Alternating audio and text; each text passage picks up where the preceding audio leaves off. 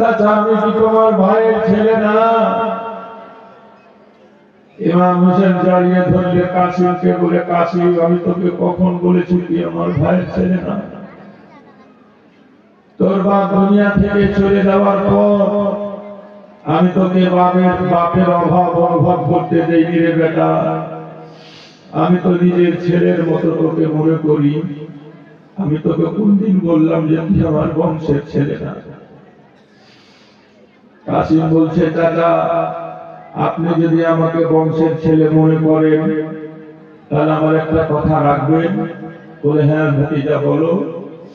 বলে, চাচা একেবারে সবাই গিয়ে সাথীরা, আপনার বন্ধুরা, আপনার চাহনেওয়ালারা, এমনকি আমার ফুফু জানের দুই ছেলে আউন মোহাম্মদ কারবালাতে শহীদ হয়ে শাহাদাতের পেয়ালা পান করেছে, জান্নাতে চলে গেছে। আপনি আমাকে কেন যেতে বলেননি?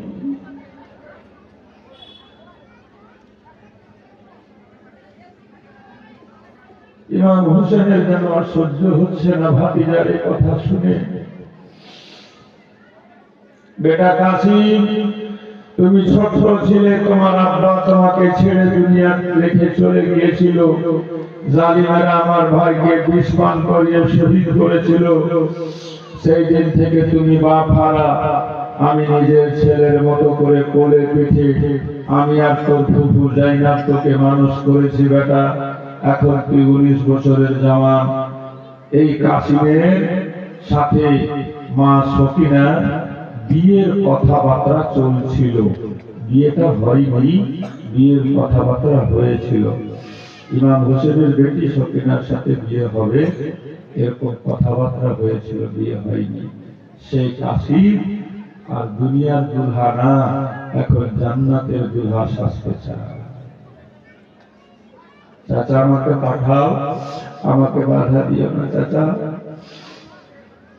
ইমাম হোসেন কোনো মতেই বলতে পারছে না কাসিম তুই যা, কোনো মতেই বলতে পারছে না। ইমাম হোসেন রাজি হচ্ছে না। তখন কাসিমের মনে পড়ল একটা কথা, আমার আব্বা যখন ইন্তেকাল করে, যদি আমি ছোট্ট ছিলাম, আমার আব্বা আমার হাতে একটা তাবিজ বেঁধেছিল আর একটা কথা বলেছিল, কাসিম রে যেদিন খুব বিপদ দেখবি বেটা, যেদিন খুব মুসিবত দেখবি চোখের সামনে, সেই দিন তাবিজটা খুলে দিবি আর খুলে দেখবি যা লেখা থাকবে সেই মোতাবেক কাজ করবি। তো লেখা আছে। কাসিম তাবিজটাকে ছিঁড়ে খুলে বের করলেন। লেখা আছে, বেটা কাসিম আমি তো আমার বড় ইচ্ছা ছিল রে বেটা, আমি আমার নানার মুখে শুনেছিলাম তোর চাচা হোসেনকে কারবালায় শহীদ হতে হবে। সেই দিন থেকে আমি মনে ভেবেছিলাম যে আমি আমার ভাইয়ের আগে গিয়ে কারবালায় শহীদ হব। তো সেটা তো আমার নসিবে জুটেনি কাসিম, আমাকে দুশমনরা আগে বিষ দিয়ে মেরেছিল। তুমি যদি কারবালা পর্যন্ত যেতে পারো তো আমার ভাই হোসেনের আগে তুমি কারবালাতে যাবে। আমার ভাইকে বলবে তোমাকে যেন যেতে দেয়, তাহলে তোমার শরীর থেকে যে রক্ত কারবালায় পড়বে কাসিম, সেটা আমারই রক্ত।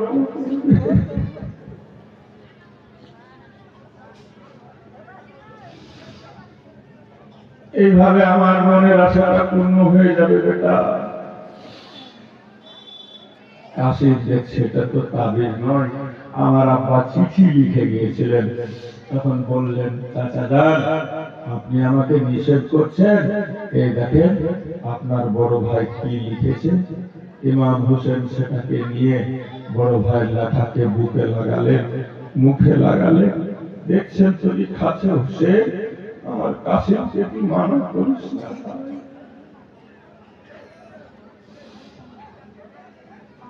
তোর আগে তোর ছেলেদের আগে আমার কাসিমকে যেতে দিস।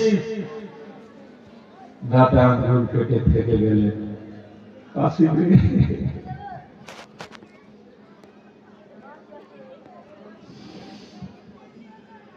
আমি তোকে আর বাধা দিতে পারলাম না বেটা, তবে তোকে মানুষ করাতে শুধু আমার হাত নেই, আমার চাইতে বেশি আমার বোন জাইনাবের হাত, তোর ফুফুর হাত আছে বেটা। যা তোর ফুফুর সাথে দেখা কর। তোর মায়ের সাথে দেখা কর। সবার কাছে পারমিশন নেই। যখন জাইনাবের কাছে গেছে, মা জাইনাব কাসিমকে বুকে জড়িয়ে ধরে নিয়েছে। আমার ভাইয়ের লাল, এই বাপারা সন্তান, তোকে বড় কষ্ট করে আমরা লালন পালন করছিলাম বেটা। যে মা জাইনাব হাসতে হাসতে নিজের ছেলেটাকে কাটিয়ে দিয়েছে, আর যেন কাসিমকে বুক থেকে আলাদা করতে পারছেন না, তবুও বাধ্য হয়ে কাসিমকে বললেন, তুই তোর মায়ের কাছে যা। মায়ের কাছে গেল, মাও শুনে খুব খুশি। যা বেটা, তোর আব্বা যেভাবে বলেছে সেভাবে তুই আমল কর। আমি মুসাল্লাতে তোর জন্য দোয়া করছি। আমি এই খিমার মধ্যে মুসাল্লা বিছিয়ে তোর জন্য সদা সর্বদা দোয়া করছি, আল্লাহ যেন তোকে শাহাদাতের মাকাম দান করে। ব্রাদার হযরতে কাসিম শুধু একটা জামা পরে আর পায়ে হেঁটে মসজিদ কোন লিখছে, পায়ে হেঁটে চলে গেছেন কারবালার ময়দান। কাসিম ময়দানে গেল, মনে হচ্ছে আকাশ থেকে চাঁদ নেমেছে।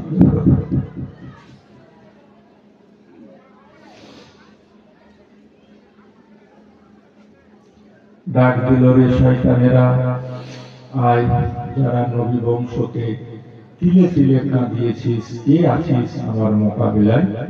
তো 22,000 সৈন্যের যে সেনাপতি ওমর ইবনে শাহ, খুব নামি দামি শাম দেশের একটা পাগলমান যোদ্ধা, নাম হচ্ছে আরজাক পাগলমান। আরজাক পাগলমানকে ডেকে বলছে, শুন, তুই যে দেখছিস 19 বছরের ছেলেটা, এটা কিন্তু হযরত আলীর পোতা। ওই আলী শেরে খোদা যে যুদ্ধ করতে করতে ঢাল ভেঙে দিয়েছিল, তো খাইবারের দরজা ছিঁড়ে ঢাল বানিয়ে যুদ্ধে জয়লাভ করে যখন চালিয়ে ফেলেছিল, তো 40 জন পাগলমান দরজাটা হিলাতে পারেনি। ওই আলীর পোতা। এই জন্য আমি তোকে বলছি, তুই একটা বড় যোদ্ধা, তুই একটা বড় পাগলমান। তোর নাম আছে ইরাকে, তোর নাম আছে সিরিয়াতে, তোর নাম আছে শাম দেশে, দুনিয়াতে তোর ডাঙ্কা বাজে।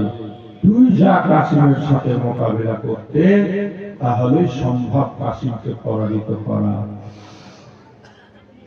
আরজাক পাগলমান বলছে, ধুর মশাই, কি বলছেন আপনি? আমার মতো একটা নামি দামি যোদ্ধা যাবে 19 বছরের ছেলের সঙ্গে পাঙ্গা নিতে, হাত মেলাতে? আরে লাগবে না আমাকে যাওয়া। আমি আমার 4টা ছেলেকে তৈরি করে রেখেছি, স্পেশাল ভাবে ট্রেনিং দিয়ে যোদ্ধা বানিয়ে রেখেছি। ইশারা করব, আমার একটা বড় ছেলে যাবে, কাসিমের মাথা কেটে আপনার কাছে নিয়ে এসে হাজির করে দিবে। বলছে, তাই নাকি? বলে, হ্যাঁ হ্যাঁ। বলছে, দেখো তাহলে যেটা ভালো হয়, কিন্তু আমার তো মনে হচ্ছে সম্ভব হবে না, যদিও ছেলেটা ভুখা পেয়াসা। বেরাদার, আরজাক পাগলমান কাসিমের সামনে যাওয়াকে নিজের তৌহিদ মনে করলো, নিজেকে খাটো হয়ে যাব এটা ভাবলো, অহংকার নিয়ে বসে থাকলো।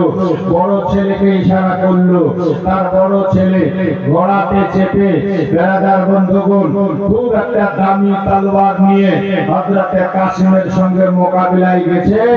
আর যেমনি কাসিম দেখেছে তার বড় ছেলেকে আসতে, কাসিম 2 মিনিটের মধ্যে তার বড় ছেলেকে মাটিতে ফেলে দিয়েছে, কেটে 2 টুকরা করে দিয়েছে, আর তার হাত থেকে তলোয়ারটা কেড়ে নিয়েছে। বলুন সুবহানাল্লাহ। ওমর ইবনে শাহ বলল, আরজাক, দেখলি তোর বেটা 2 মিনিটও টিকে থাকতে পারলো না। আমি আগেই বলেছি এটা মাওলা আলীর পোতা। তখন বলছে, জাহাপনা, হয়তো আমার ছেলে কোনো পাইতারাতে ভুল করেছে, আমি দ্বিতীয়টাকে পাঠাচ্ছি। দ্বিতীয়টা গেল, হযরতে কাসিম সেকেন্ডে মুহূর্তে তাকেও কেটে দুখণ্ডিত করে জাহান্নামে পাঠিয়ে দিল। 3 নম্বরটাকে ইশারা করলো, হযরতে কাসিম মারলো, তাকে দুখণ্ডিত করলো। 4 নম্বরটাকে ইশারা করলো, এক এক করে 4টাকে কেটে টুকরো কাসিম একাই করে দিয়েছে। হাজরত পহলওয়ান এইবার আর নিজেকে সহ্য করতে পারছে না, ঘোড়ার পিঠে চেপে গেল। কাসিম তো হেঁটে হেঁটেই যুদ্ধ করছিল, এমন বড় যোদ্ধা, এমন বড় পহলওয়ান, এমন ভারী ভারকাম, এমন তার ওজন, ঘোড়া পর্যন্ত তাকে নিয়ে হিমশিম খেয়ে যায়। সেই যোদ্ধা, সে পহলওয়ান সুসজ্জিত হয়ে ঢাল নিয়েছে, তরবারি নিয়েছে, বল্লম নিয়েছে, বর্ষা নিয়েছে, দড়ি নিয়েছে, শিকল নিয়েছে, না জানে কত কি নিয়েছে। আর তাদের উপর দাঁত রেখে কারবালার ময়দানে এসে বলছে কাসিম। হযরত কাসিম বলছে অত চেঁচামেচি কেন? কি বলছিস বল? তো বলছে তুই আমার 4 ছেলেকে কেটে দিয়েছিস, এবার আমি দেখবি যুদ্ধ কাকে বলে, যোদ্ধা কাকে বলে। আমার নাম হাজরত পহলওয়ান, আমার নাম শুনলে সিরিয়া কাঁপে, ইরাক কাঁপে, শাম কাঁপে, মিশর কাঁপে। কাসিম বলছে দুনিয়া কাঁপতে পারে, আমিও ছেড়ে ধরলাম। শুনে পহলওয়ানের দাম আমার সামনে একটা মশা, একটা মাছি চাইতে বেশি। জোরে বলেন সুবহানাল্লাহ। অত বড় যোদ্ধা, অত বড় নাম করা পহলওয়ানকে কাসিম বলছে তোর মতো যোদ্ধার আমার কাছে একটা মশা, একটা মাছির সামান্য দাম নেই। ও রাগ সহ্য করতে না পেরে দাঁতের উপরে দাঁত রেখে কটমট করে ফাঁসে সর্বপ্রথমে একটা শিকল ছিল তার কাছে, শিকলে ফাঁস লাগিয়ে আর জোর করে দূর থেকে চালিয়েছে। হযরতে কাসিমকে সেই ফাঁসে ফাঁসিয়ে দিয়েছে। হযরতে কাসিমের দোনোটা হাত বাঁধা পড়ে গেছে বডির সাথে, আর সে ঘোড়াকে আগাচ্ছে। কাসিমকে চাইছে মাটিতে ফেলে ছেঁচড়াবে, হযরতে কাসিম মাটিতে পড়েনি, পায়ে শক্তি দিয়ে ফেলে রেখেছে নিজেকে, আর সে আগে টানার চেষ্টা করছে। কাসিম দেখলেন এ তো সত্যি বিরাট বড় যোদ্ধা, বিরাট হুঁশিয়ার চতুর চালাক পহলওয়ান। আমি যেন হাত চালাতে না পারি, এই জন্য আমার হাতকে বডির সাথে বেঁধে দিয়েছে শিকল দিয়ে, সে আবার লোহার শিকল দিয়ে। বেরাদার হযরতে কাসিম দেখলেন আমি যদি হাত বের করতে না পারি আমার জন্য বিপদ ঘনিয়ে আসছে। তখন না খাওয়া বাচ্চাটা একটু জোর করে জোর লাগিয়েছে, নারায়ে হায়দারি, ইয়া মারে রিসালাত বলেছে, উনি জোর লাগিয়েছে, অনেক লিখছে, ওই হাসির জন্য লিখেছে, লোহার শিকল গরম করেছে। আল্লাহ अल्लाह या रसूल अल्लाह करबला जिंदाबाद नारे तकबीर अल्लाह বেরাদার আচ্ছা পহলওয়ান দেখছে সত্যি হায়দারের কাররাওয়ের বংশধর, সামান্য ব্যাপার না। এবার হযরতে কাসিমের উপরে তলবার চালালো। হযরতে কাসিম তলবারে থেমে নিল, বল্লম মারলো, বল্লমকে থেমে নিল, বর্ষা চালালো, বর্ষাকে থেমে নিল। তলবার চালিয়েছে যখন কাসিম নিজের তলবারে ধরেছে, তবে সত্যি মনে হচ্ছিল কাসিমের উপরে আজরাকা হুলমানের তলোয়ার নয়, খুব ভারী একটা পাহাড় এসে পড়ে গেল। তবুও কাসিম সহ্য করে নিয়েছে, বরদাস্ত করে নিয়েছে। কোমর থেকে কাসিম যখন তলোয়ার বের করেছে, আজরাক পহলওয়ান দেখে বলছে কাসিম এ তো আমার ছেলের তলোয়ার, আমি বহু শখ করে তলোয়ারটা কিনে দিয়েছিলাম, এই তলোয়ার তুমি পেলে কোথায়? কাসিম বলছে তোর ছেলে আমাকে তলোয়ারটা এই জন্য দিয়ে গেছে, আমি যেন এই তলোয়ারের তোকে কেটে টুকরো টুকরো করে দিতে পারি। বেরাদার আজাদ বহুক্ষণ চেষ্টা চালালো, কাসিমকে পরাজিত করতে পারছে না। হযরতে কাসিম চেষ্টা চালাচ্ছেন, আজাদকে ঘোড়া থেকে ফেলতে পারছেন না।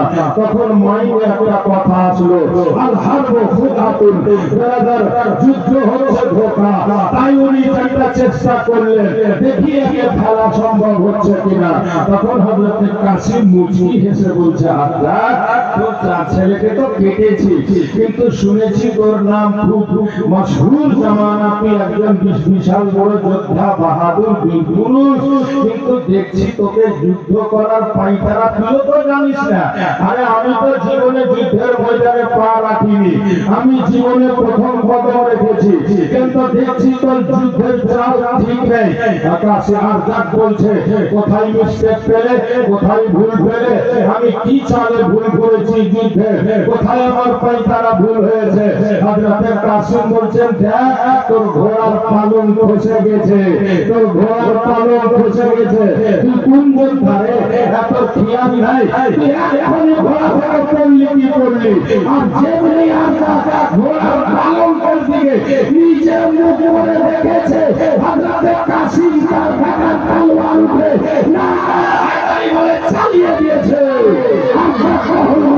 দুঃখিত হয়ে সঙ্গে সঙ্গে মাটিতে পড়ে। বেরাদার বন্ধুগণ ভাইরা, যখন সে পড়ে গেছে কেউ কেউ লিখেছে এতক্ষণ তো কাসিম পায়ে হেঁটে যুদ্ধ করছিল, বেটা তলোয়ার দিয়ে বাপকে কেটেছে, চড়ার জন্য তার ঘোড়াটা পেয়েছে। কাসিম ঘোড়াতে চাপলেন, ঘোড়াতে চেপে ঘোড়াটাকে চাবুক মেরে এতক্ষণ ধরে একাই 3 দিনের ভুখা পেয়াসা হযরত ইমাম হাসান লড়ছিল। বেড়াটার মুখটা শুকিয়ে গেছে, গলাটা শুকিয়ে গেছে, তাই সেই ঘোড়াতে চেপে কেউ কেউ লিখেছে, একবার কেউ কেউ লিখেছে লড়তে লড়তে শহীদ হয়ে গেছিলেন, আবার কেউ লিখেছে ওই ঘোড়াটাতে আরজাক পাহলমানের ঘোড়াতে চেপে ঘোড়াকে সাত দৌড়িয়ে খিমাতে গিয়েছে আর বলেছে ইয়া আম্মা হো আলাতাস, চাচা যান পিয়াস, চাচা যান পানি, চাচা যান আমার বুক ফেটে যাচ্ছে, চাচা যদি একটু পানি পান করাতে পারো আর কাউকে কারবালায় যেতে হবে না, কাশিম একাই যথেষ্ট হয়ে যাবে।